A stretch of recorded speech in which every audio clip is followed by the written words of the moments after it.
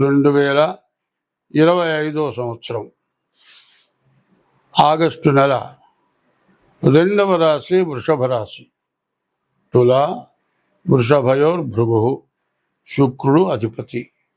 ఈ రాశికి గురువు, శుక్రుడు, శని ఈ 3 గ్రహాలు పూర్తిగా బాగున్నాయి. 4 గ్రహాలు రవి, గురువు, శుక్రుడు, శని 4 గ్రహాలు బాగున్నాయి. బాగుండని గ్రహాలు లెక్కేసుకుంటే రాహువు, బుధుడు, కేతువు, మరి కుజుడు కూడా బాగలేరు. మరి ఈ రాశి వాళ్ళకి 4 గ్రహాలు బాగాలేవు, 4 గ్రహాలు బాగా ఉన్నాయి. కాబట్టి లాభ నష్టాలు చరి సమానంగా ఉన్నాయని చెప్పాలి. ఈ రాశి వాళ్ళు వాహనం కొనుక్కోవాలని ఎప్పటి నుంచో అనుకునే వాళ్ళు ఉన్నారు. మరి స్కూటీ కానీ, లేకపోతే ఏదైనా 4 వీలర్ కారు కానీ, ఏదైనా మోటార్కు సంబంధించినటువంటి వాహనం ఏదైనా కొనుక్కోవాలంటే ఇప్పుడు కొనుక్కోవడానికి బాగా మంచి సమయం. ఈ సమయంలో కొనుక్కుంటే బాగా కలిసి వస్తుంది. కానీ గురువు బాగున్నాడు. విద్య మరి బాగా చదువుకునే వాళ్ళకి మంచి మార్కులు వస్తాయి. విదేశాలకు వెళ్ళే వాళ్ళకి కానీ, ఉద్యోగంలో ప్రమోషన్ కానీ, ఎన్నాళ్ళ నుంచో విదేశాలకు వెళ్ళి ఉద్యోగం చేసుకోవాలనుకునే వాళ్ళకి మరి కుదరక ఇబ్బంది పడుతూ ఉంటే ఈ నెలలో మాత్రం ఉద్యోగం రావడానికి బాగా అవకాశం ఉంది. పైన శుక్రుడు కూడా బాగున్నాడు. ఈ శుక్రుడు బాగుండటం చేత వివాహానికి చాలా మంచి అవకాశం.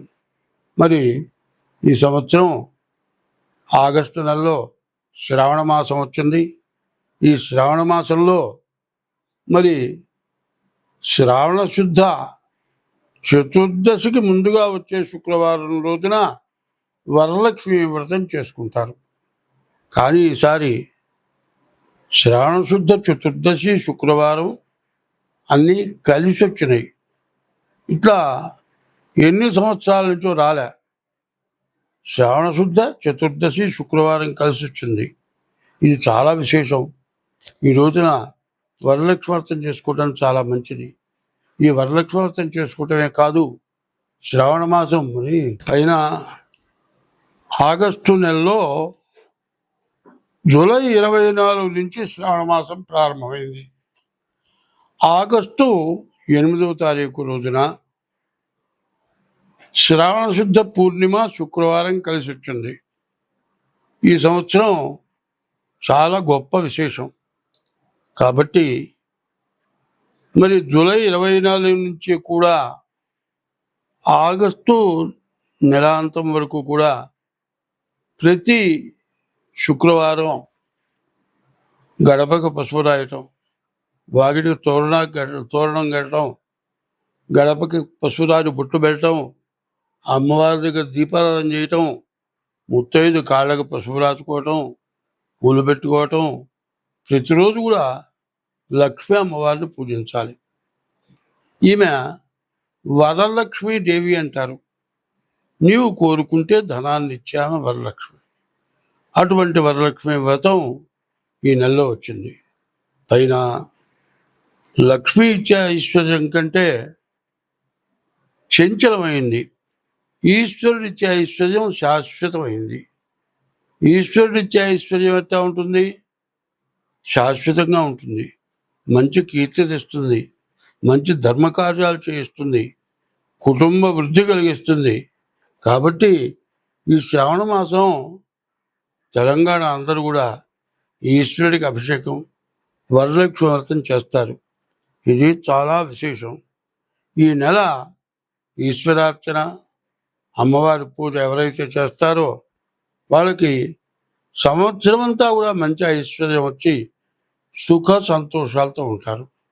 కాబట్టి ఈ ఆగస్టు నెల చాలా విశేషమైనటువంటి నెల. కానీ ఇప్పుడు చెప్పేది ఏంటంటే, మరి గ్రహాలకు వచ్చేప్పటికల్లా మరి 4 గ్రహాలు బాగున్నాయి. 4 గ్రహాలు బాగాలేదు గోచార రీత్యా. ఇది కాకుండా డేట్ ఆఫ్ బర్త్ ద్వారా జన్మల జ్ఞానం కూడా చూపించుకుంటే, జాతకం చూసుకొని ఏదైనా దోషాలుంటే ఆ దోషాలకు పరిహారం చేసుకుని అమ్మవారి పూజ, ఈశ్వరుడు అభిషేకం చేసుకుంటే మీకు అన్ని విధాలు కలిసి వస్తుంది, బాగా ఉంటుంది. స్వస్తి. ఇప్పుడు చాలా విశేషంగా చెప్పుకోవాల్సినవి ఉన్నాయి. ఆ, కా, మా, వై, ఆషాఢం, కార్తీకం, మాఘం, వైశాఖం. ఇవి చాలా విశేషమైన నెలలు.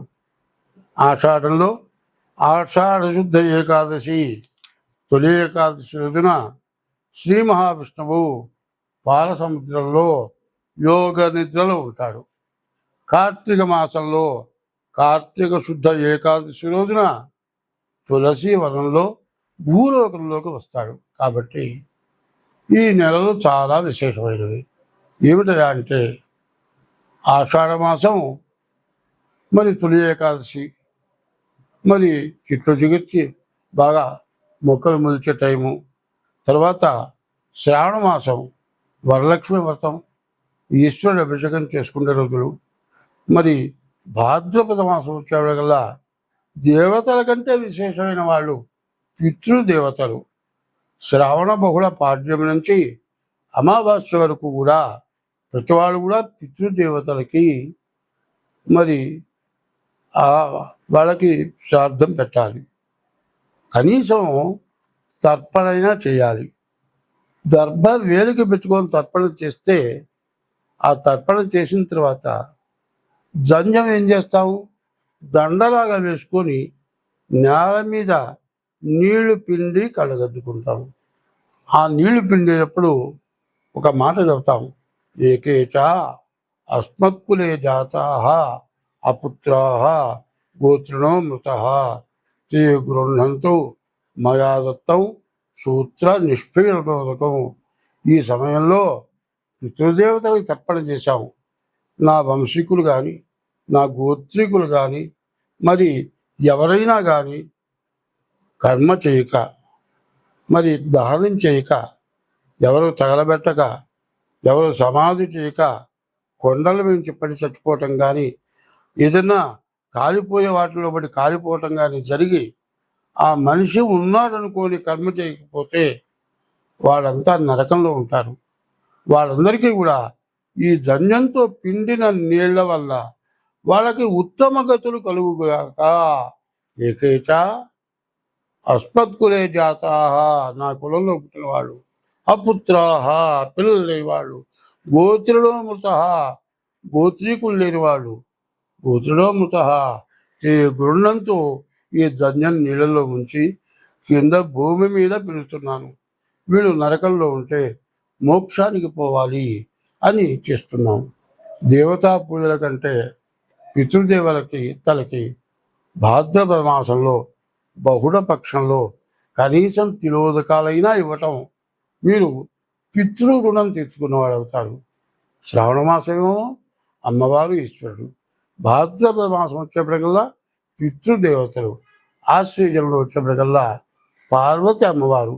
పాడ్యమి నుంచి మరి దశమి వరకు శరన్నవరాత్రులు, 10 రోజుల నవరాత్రులు, తర్వాత 10 రోజులు నవరాత్రులు. మరి కార్తీక మాసం వచ్చేప్పటిగా ఈశ్వరుడు పూజలు.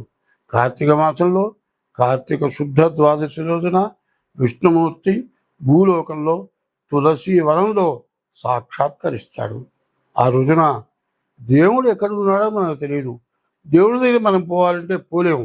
మంత్రంలో ఏం చెప్పారు, సహస్ర శీర్షం దేవము, 100 తలకాయలు ఉన్నాయి, విశ్వాక్షం భూమి ఆకాశం అంత కన్నుంది. ఆయన మనం చూడగలవా? చూడలేము. ఆయన సూక్ష్మ రూపంతో తులసి వనంలో ఉంటాడు. ఆ రోజున మరి ఆ తులసి వనంలో తులసి ధాత్రి అని చెప్పి అక్కడ ఆమె పూజ చేసి దీపారాధన చేస్తే ఆ దీపారాధన చూసిన, మరి ఆ తులసి వనంలో పూజ చేసిన రవరవ్యాధి నరకాలు పోతాయిట. కాబట్టి కార్తీక మాసం. మరి మార్గశ మాసం విష్ణుమూర్తి పూజలు. మరి పుష్యమాసం కూడా విష్ణుమూర్తి పూజలు, మాఘమాసం కూడా విష్ణుమూర్తి పూజలు. ఇక్కడి నుంచి పూజలు చేసి మంచి సత్ఫలితాన్ని పొందటానికి చాలా మంచి అవకాశమైన రోజులు. దీన్ని బాగా గుర్తుపెట్టుకొని అందరూ పాటించి మనకుండేటువంటి బాధలు, మనకుండేటువంటి గ్రహాల వల్ల వచ్చే బాధలు, మరి పాపగ్రహాలు ఎక్కువగా ఉండటం చేత రకరకాలైన బాధలు వస్తున్నాయి.